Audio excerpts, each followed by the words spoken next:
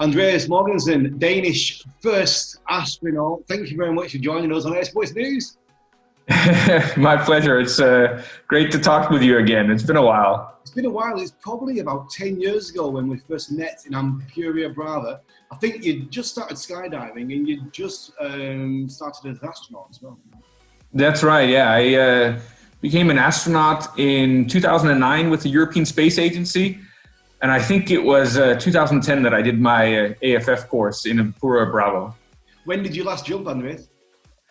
Oh, unfortunately, it's been several years now. I have three children now, a 1-year-old and a 3-year-old and a 6-year-old. So it's difficult to find time. I mean, it's difficult when you work Monday to Friday and then, to say, well, I'm taking Saturday and Sunday off to go to the drop zone and go skydiving. So it's been a few years, unfortunately.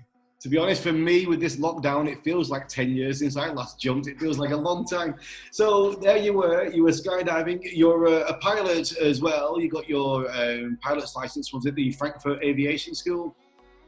Yeah, so I did a private pilot license through the European Space Agency, together with the Lufthansa flight school in Bremen and in Phoenix, Arizona. So that's been a lot of fun as well.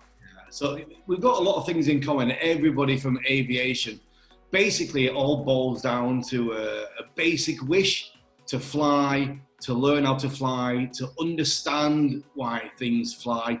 And you have took that to the extreme, your aeronautics degree in 1999, and then you got your aerospace engineering degree in 2007. You always wanted to be off planet.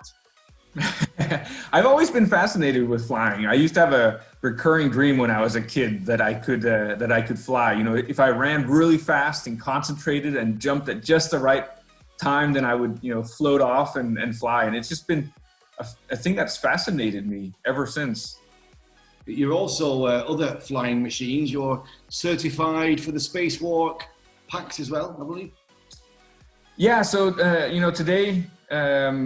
All astronauts fly to the International Space Station, which is an incredible laboratory circling the Earth. And we do all sorts of work from scientific research to technology development, but also to maintenance on board the space station.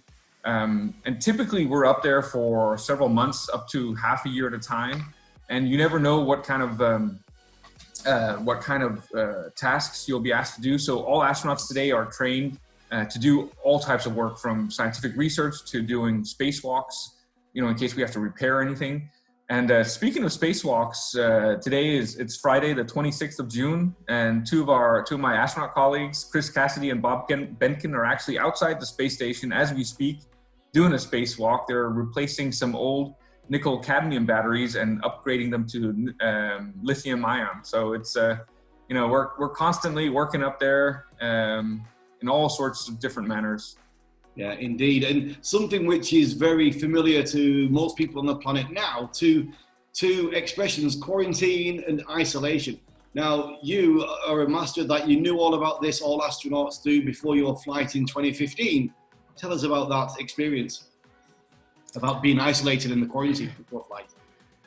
Well, you're absolutely right. So before we launch into space, we have to isolate. We have to enter quarantine for 2 weeks, and the purpose is exactly like what everyone else is doing on Earth now. Is to limit the spread of disease and illness. We want to make sure that not only are we healthy ourselves before we launch, but we also want to prevent bringing bacteria and viruses up to the space station with us, because typically we get up there and there's our colleagues some of them might have been up there for 3 months, 4 months already. And being in space in a weightless environment affects your body in many, many different ways, including your immune systems. Typically your immune systems become weakened.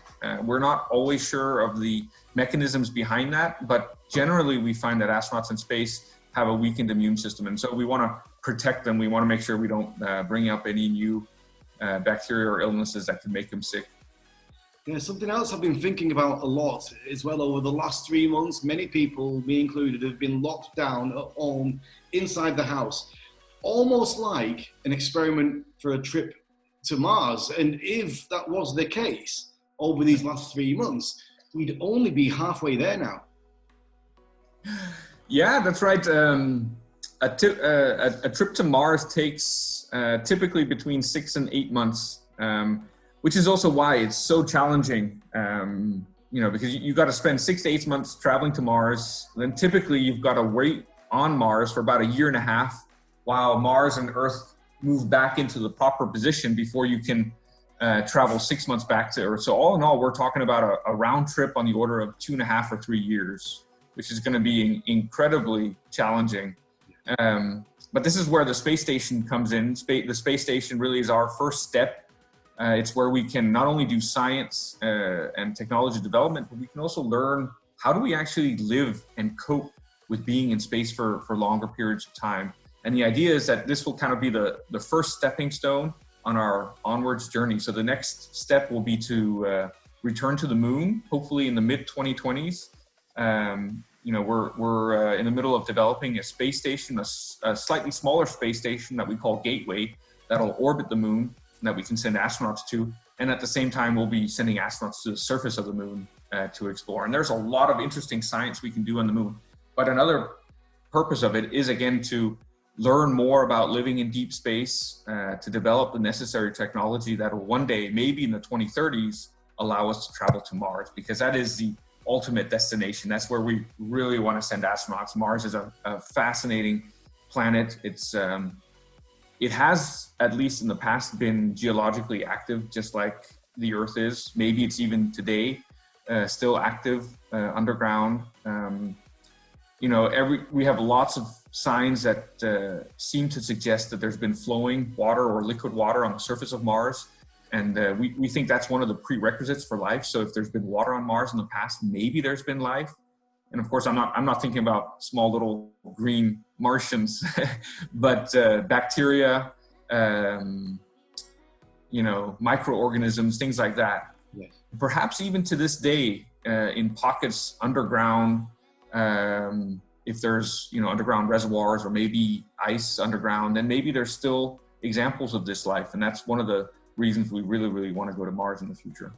And recently as well, we discovered and found in the summertime those briny water flows coming down the sides of some of the craters and hills. That's right. So there are seasons on Mars. There's summer, fall, winter, spring, and a lot of the pictures that we take from some of these orbiters and from the landers and the rovers that are on Mars seems to suggest that as the seasons change, then perhaps, like you say, salt water or briny water trickles out and flows down the sides of craters. At least we have a lot of things that seem to suggest that there's some kind of erosion going on, like from flowing water. It's really absolutely fascinating. Just to talk a moment about the shot behind you there, the cupola, the most famous place on the ISS known to many members of the public. And we've got a connection with that place as well, with the piece of parachute you took to space. That's right, yeah. I had a piece of parachute material with me signed by a lot of other skydivers. And as you say, this is probably every astronaut's favorite spot on board the space station. A lot of people have this idea that, if you go into space, then you see the Earth as this globe or this blue marble hanging in space. But to see that, you really have to travel thousands and thousands of miles away from the Earth. I mean, you have to go, say, a quarter of the way to the moon. So it's actually only the Apollo astronauts, starting with Apollo 8, who ever saw the Earth as this one marble or one globe. The International Space Station at 400 kilometers height or altitude is far too close to the Earth, or in other words, the Earth is far too big. So typically, if you look out a window, you see a very, very, very small part of the Earth. And sometimes it's almost impossible to even recognize what you're looking at. But because of the cupola, because it's this hemisphere that you can sit down into, and it's composed of these 7 windows that allow you to look out towards the horizon, then you suddenly get the impression that you're looking at the Earth as this globe or full planet like the Apollo astronauts saw. It's very, very special. I know for many people, especially me included, to see the Earth from outside the atmosphere has got to be a lifetime goal. We've seen on high definition 4K, 8K tellies, on IMAX screens, these incredible images, but to see it with your own eyes through the cupola must be beyond anything you can imagine. It is. It's very, very impressive. Also, just because even though the space station's traveling at 17,500 miles per hour, you don't have a sensation of speed. It's just a constant speed.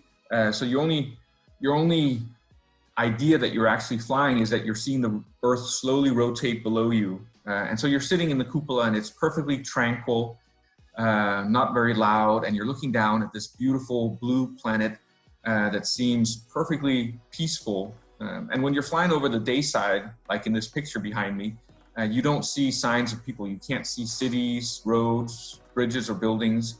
You can't even see borders between countries. So you almost get an impression that the Earth is uninhabited and completely peaceful and tranquil. And it's very, very serene to sit in the cupola and just look at the Earth. During your 10-day mission, the Irish mission, did you, in your schedule, do you have any free time throughout your work day? Can you tell me about the whole day from start to finish, the kind of schedule you were working?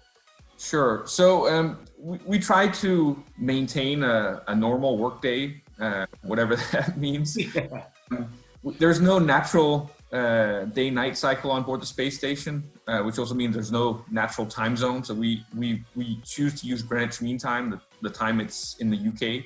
And so we set our clocks after UK time, which means that when it's 6 a.m. in the UK, we get up. We have about an hour to eat breakfast and to prepare ourselves for the day. And then typically we start working at 7:30 with a kind of a worldwide teleconference where we check in with all the different control centers just to get any last updates. And then otherwise we start working. And we have a schedule prepared by Mission Control, where more or less everything down to, I think, a 5-minute block of time is scheduled on our schedule. And then we just kind of follow that throughout the day. We'll have an hour for lunch typically. We'll have a couple hours of exercise thrown in there as well. Exercise is the only way to minimize some of these negative impacts that occur but when you're weightless for longer periods of time. So if you don't exercise, you'll lose muscle mass and bone density in space simply because you're not using your muscles or your bones when you're just kind of free floating there. It's a little bit like lying in bed, being bedridden.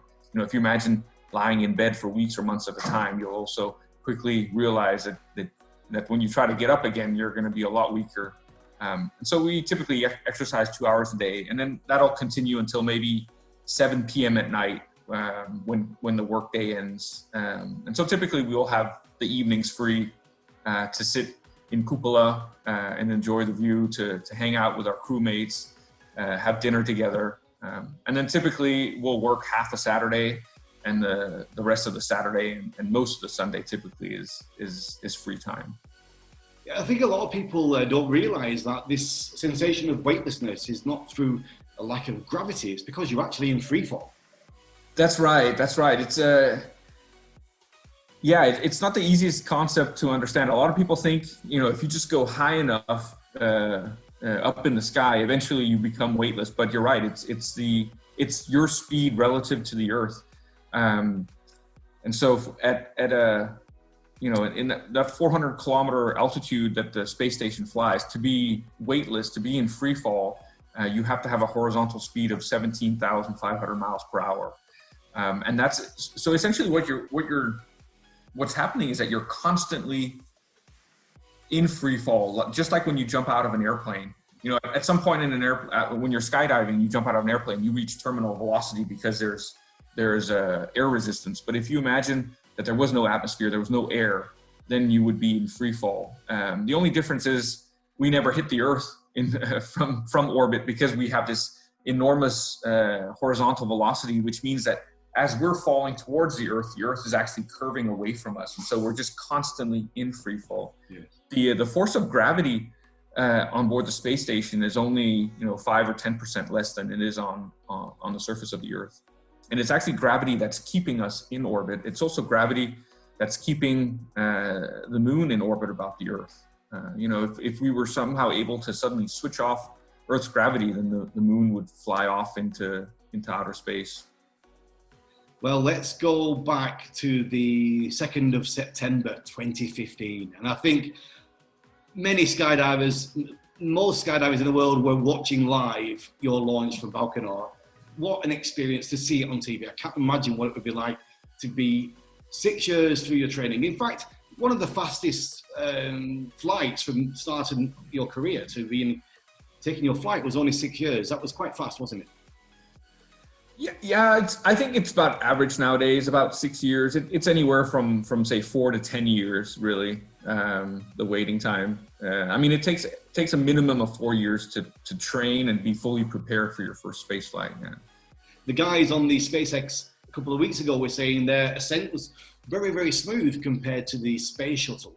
Things have changed a lot there. Yeah. What was it like on the Soyuz on the launch? Well, that was actually one of the funny or interesting experiences because, like you said, I'd expected the launch to be this very, very violent, loud, experience full of vibrations, full of noise, just like you would expect when you when you imagine lighting a rocket on fire and blasting off into space. It's probably based on the stories that I've heard from astronauts who've flown on the space shuttle. And so that's what I was expecting. But when our Soyuz rocket lifted off from Baikonur, it was so, uneventful. It was so quiet. It was so non-violent that for a split second, I actually questioned if we'd even lifted off, if there had been some problem that had prevented our liftoff. But maybe it has to do with the fact that Soyuz is a capsule all the way on top of the rocket, and the engines are all the way at the bottom, about 50 meters away.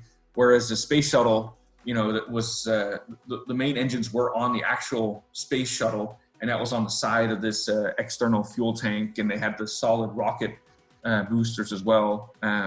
But yeah, the Soyuz launch was very, very, I don't want to say quiet and peaceful, but not at all like I had expected it. It was a big surprise. Wow, I didn't expect that at all. And no. The journey up to the ISS, I mean, the longest commercial flight, about 19 hours. People do a road trip in a car. They get out of the car, they're aching. They've done maybe 12 hours, 24 hours maximum. You were over 50 hours in place, in situ. Yeah, so that's right. It took us, I think, 53 hours to get up to the space station. Nowadays, it usually only takes us 6 hours or less. It had to do with a few months before I launched. There was some space debris that had a small chance of impacting the space station, and so they changed the orbit a little bit of the space station, and so we couldn't get up there in 6 hours. We were hoping to, but about 4 or 5 days prior to launch, we were informed that we'd have to use the old method, which is a little bit more fuel efficient, but takes a little bit longer time. So yeah, it was a long journey up there, because like you say, it's not it's a lot like sitting in a car. Actually, it's like having a road trip and not getting out of your car for 50 hours. It's an incredible amount of time. And of course, you've studied orbital mechanics. This is what your degree is. So you totally understand about that. Now, like you say, we can get there in 6 hours, but burning a lot more fuel. Yeah, a little bit. I mean, it's also just operations. The Soyuz spacecraft is really a fascinating spacecraft. It was developed back in the mid 60s. I think it flew the first time in 1967. So in some ways it's a very, very old spacecraft. Of course, it's been updated since then, but the basic design is from the 60s. It also means it's very, very robust, and very, very has a fantastic safety record with so many flights underneath it. But one of the quirks is that it didn't used to have all these modern navigation and communication systems, and so the reason it took 2 days to get to the space station is that you'd have to fly over Russian ground sites that would track your orbit, calculate your orbit, and then calculate the maneuvers to get you to the space station. And that whole process took 2 days. Now with updated digital flight control systems that can calculate your orbit on board the Soyuz spacecraft with automatic navigation systems and communication systems. And then you know, we can speed up that whole process. And even, you know, the Russians today are even managing to do it, I think, in 3 hours nowadays. We haven't done it with a Soyuz yet. We've done it with the unmanned version of the Soyuz, which is called the Progress, which the Russians use to send cargo up to the space station. So we've had several of these Progress missions that fly up to the space station in less than 3 hours. And we hope within the next year or two, maybe to implement that with the Soyuz spacecraft as well. Incredible. Even quicker and even faster way to get there.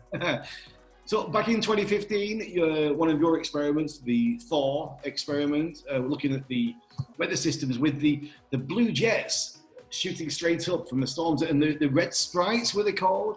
And so at the time then, you didn't know much about them. What have you learned in the last 5 years?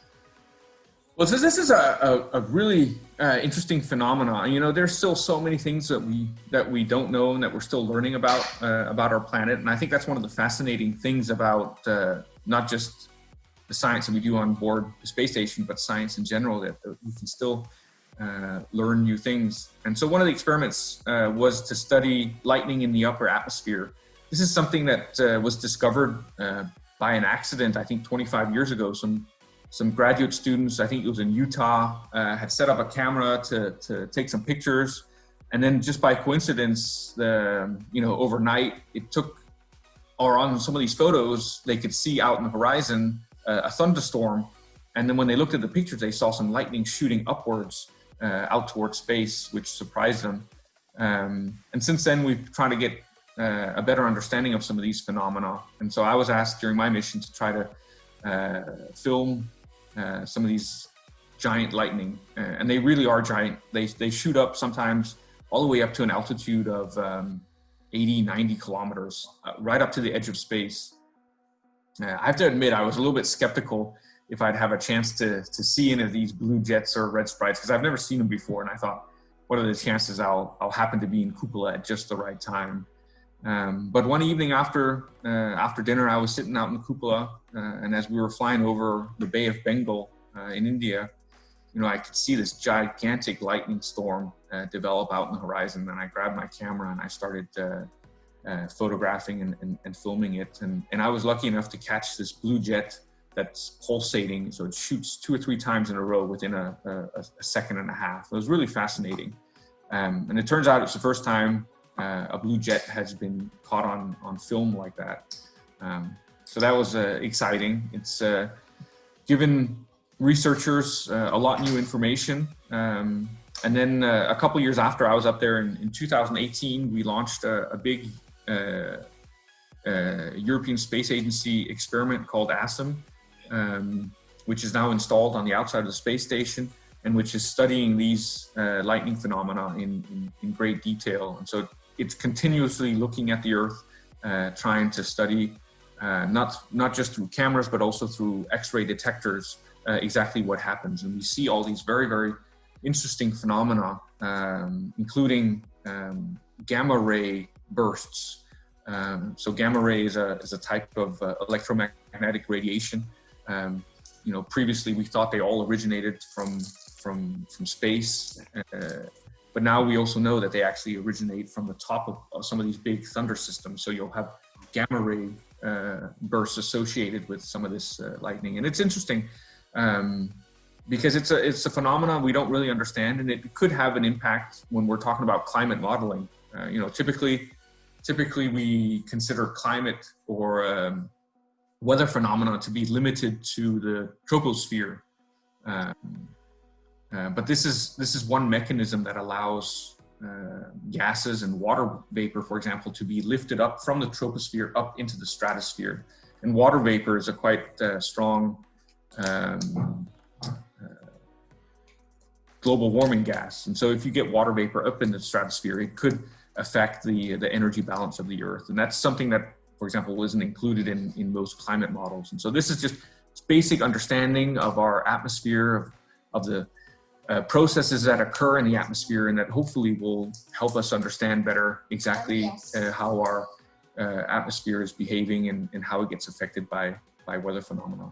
So possibly Venus was a big victim of red sprites and blue jets. Yeah, it's people a lot of time. A lot of times people say, "Well, what do we need space science for?" But really, it helps us understand the Earth better. I mean, your example of Venus is excellent. Venus most likely used to be a lot more like Earth, and then it had a runaway greenhouse effect. Somehow, all the carbon dioxide that was likely stored in the ground in Venus got liberated into the atmosphere, and the atmosphere of Venus is so dense today that it traps all the sun's energy, and the surface temperature on Venus is over 300 degrees Celsius. And so part of our understanding of global warming and some of the worst case scenarios of a runaway greenhouse, they stem from the science and the studies that we've done on Venus. Incredible. Now, another experiment you were doing was a real-time control of a robot on the Earth. They're controlling the arms and the movements of that. Tell me a bit about that experiment and what kind of lag you had, if any. So, going forward, robots are going to play an important role in space exploration together with astronauts. There are some things astronauts do better. There are some things that robots do better. On board the space station, we have our 17-meter long space station robotic arm, which is one of our most important tools. We use it to fix things on the outside of the space station. We use it to grab onto some of these unmanned cargo vehicles that arrive. And we're pretty confident that going forward, when we return to the moon and later when we travel to Mars, we're going to be using robots a lot more than we do today. And so it's all a question about how do you improve the interactions between humans and robots. How do you, get the best out of robots? And so I had a chance to work with a robot on the ground to kind of test for example, what the time delay, the lag in time does to your ability to control it. I also had a chance to test a really interesting technology called force feedback. Typically when you control a robot today, it's a little bit like playing a video game. You just have a joystick or a hand controller, and you control the robot through that. But it doesn't give you a very good understanding or feeling of the forces that you're imparting. So if you're screwing a screw or hitting a nail in, it's very, very difficult because you don't get that tactile feedback that you normally get. But this experiment that I had a chance to work with, it did give you that tactile feedback. So on board the space station, I could feel sort of the force and the resistance as I was doing some of these tasks. And that gives you a much better sensation. If you imagine you're installing a piece of equipment into a hole and you need to screw it in, getting that understanding if the threads are properly engaged, it all comes from that feedback. And so this is a technology that we're also working on to make some of this easier in the future. Indeed. Well, talking of air sports, Andy, well, you put yourself in a big air sport of getting yourself back down to the planet. And so once you're hitting the atmosphere, as you're getting into more dense air, you were pulling some serious G's, over 4 G's for quite a long time. So most of the deceleration or braking comes from the drag or air resistance that occurs when you hit the atmosphere. When you're getting back to land on the Earth, you're still traveling at orbital velocity, which is around 17,500 miles per hour, and you got to get rid of all of that speed, and it comes from braking through the atmosphere. And that braking obviously generates a lot of G-forces. And on board Soyuz, it's about 4.5 peak value, and it lasts, I don't know, a minute or two, where you're steadily getting pressed further and further into your seat. I mean, it's impressive. You really, really feel it. Your whole body weighs 4.5 times its normal value.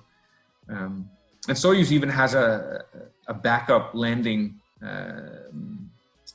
profile where you're flying ballistically. So even though Soyuz is a capsule that doesn't have wings, it does have a very small lift to drag ratio on the order of 0.3, I think it is. And so as you're coming into the atmosphere, you're actually generating a little bit of lift. Right. And by steering that lift vector, you can steer left and right. You can decrease or increase the G-force that you experience. But in case of an emergency, Soyuz comes in ballistically and it just rotates. And in that scenario, you can generate over 8 Gs. So quite impressive. It sounds like the biggest roller coaster ride ever. I can't imagine. Now, it is, especially when the parachute, I was going to ask about the parachute. All the skydivers and paragliders watching want to know about our parachute ride. What's that all about? Yeah, the parachute is the parachute deployment is impressive. Again, I think if I remember correctly, I think the velocity at when you release the drogue is something like 800 kilometers an hour. And so you pop the drogue, and that is the start of the wildest roller coaster ride you can imagine. I mean, the capsule swings back and forth from side to side, and then to try to stabilize this very, very dynamic motion, the Soyuz automatically begins to rotate. I think it's something like 13.5 degrees per second. So you're sitting inside this capsule that's, jostling about at the same time you're spinning. And so I had a very, very, very clear sensation of almost doing a loop. I mean, we kind of swung all the way up and then came swinging back again. It's very, very impressive. Wow. Was there any point through the re-entry and descent that you were unsure about the situation that you were in? Were you confident all the way down that everything was going exactly as it should be? Yeah, except we don't have an altimeter on board the Soyuz. So, we have the rough time, we have the kind of the pre-calculated time when things are supposed to occur. For example, the parachute deployment. And so there are periods when you're sitting there looking at the timer or the clock thinking, okay, it's about to happen, and is it going to happen? And then suddenly it happens. Yeah. Oh, incredible. Absolutely incredible indeed. And then the landing itself, the landing itself is also an experience. Yeah. So you're just falling under a parachute, and at the very, very last second, there's some small retro rockets that fire to kind of give you an extra, or to slow you down a little bit extra.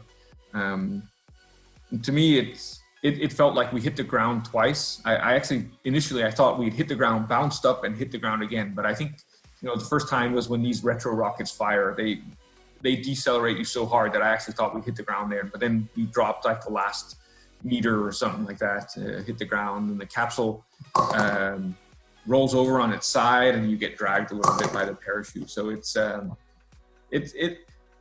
probably the best way to describe it is to compare it to a car crash. Luckily, we sit in these seats that are molded to us. We're fully strapped in, so it doesn't. I mean, it shocks you, but it doesn't hurt you. Luckily, or typically, it shouldn't, at least. And I didn't experience any pain apart from the shock. Again, because we don't really have an altimeter. We do have search and rescue forces flying around the area, and helicopters that are radioing our altitude to us. But it's always sort of a best guess, and so you never know exactly when the impact is going to come. Wow. The whole experience, being in space, being on the ISS, was it everything you imagined it would be? Was there anything about it which was a surprise? Yeah, I mean, even though we are very, very well trained, we spent at least 4 years training in preparation for our first space flight. There's just some things you can't train. For example, being weightless or living and working in a weightless environment. I mean, you can experience weightlessness on board a parabolic flight where the aircraft is in free fall, and you get maybe 20 or 25 seconds of weightlessness. But it's not enough to really give you an idea of what it's like to live in weightlessness. And so that's the biggest, certainly the biggest surprise for me. And it leads to a lot of interesting or funny situations. And one of those things happened. It was one of the first things that happened to me when I got on board the space station. we docked with the Soyuz spacecraft to the ISS. We opened the hatch. We came on board. We were greeted by there were 6 astronauts waiting for us that greeted us. And they told me, make a right, fly into the next module, the service module. It's one of the main modules on the station. And we've prepared some lunch for you. And so I made a right. I flew into the next module, which I've spent, hours, if not hundreds of hours training in here on the Earth. And as soon as I turned around the corner, I stopped because I couldn't recognize where I was. And I thought, I've never seen this module before in my life. I have no idea where I am. This doesn't look familiar at all. One of the more experienced astronauts, I think he could see the look of confusion on my face, and he quickly told me, well, you're standing on the ceiling. And he was absolutely right. As soon as I flipped over and I put my feet on what we call the ground, it was as if everything fell into place, and suddenly I could recognize where I was. And it was really, really strange sensation of not recognizing anything just because you see it from a different angle or a different perspective. But it's one of those things that happen when there's no, when there's no up or down. Everything is the same. It was a really, really interesting experience. What are you working on right now? Well, so right now I'm still an astronaut with the European Space Agency. I'm currently stationed, though, in Houston, Texas at NASA's Johnson Space Center. NASA is our biggest partner when it comes to the International Space Station. So we typically always have a European astronaut here in Houston. And I took over that role. So I'm working with the NASA astronauts on all the different projects that they're doing. So just to give one example, I'm the astronaut representative for one of the next upcoming EVAs. We're going to be installing some new equipment, an antenna and an experiment platform outside of the European Columbus laboratory. And so I've been, from the astronaut side of things, been leading that effort. And once we do that EVA sometime, probably in the fall, I'll be in mission control, sort of directing or leading the astronauts through that spacewalk. So it's a lot of very practical, support-oriented work that astronauts do on the ground when we're not in space ourselves. I'm sure the question you get asked all the time is, do you know when or if you will fly again? I don't have a date. I mean, a lot can happen, but yeah, there's a plan for me to fly again. If I look at kind of the flight sequence and things like that, it's going to be another few years. Maybe 2024 is a good guess, but at this point, it's still just a guess. But I'm crossing my fingers. There's nothing I'd like more than a chance to get back up to the International Space Station. It's a fascinating place to live and a fascinating place to work, and so I really hope I get the chance to go again. Yeah, I'm sure everybody in Denmark is wishing you all the best. You must be the pride of Denmark now. What was the reaction like from your home country when you landed? Well, there is always a lot of pride when it comes to astronaut flights, and being the first, there was, I think, an extra amount of attention. Maybe it shouldn't have been a surprise, but it was still a bit of a surprise because, for 2 weeks prior to launch, you're in quarantine, you're completely isolated from the rest of the world. On board the space station, you're working hard every single day. We do have email, but still you're not watching TV. You're not really watching the news, surfing the internet. And so again, you're sort of isolated from the world. And so I didn't really have any clue what was going on. But as soon as I landed, suddenly there was a huge amount of interest in Denmark to hear about my experiences. Fantastic. Well, it's been an absolute pleasure to catch up with you, Andreas Mogensen. Thank you very much for joining us on Air Sports News. My pleasure. It's good talking with you again, Reagan. And you, my friend.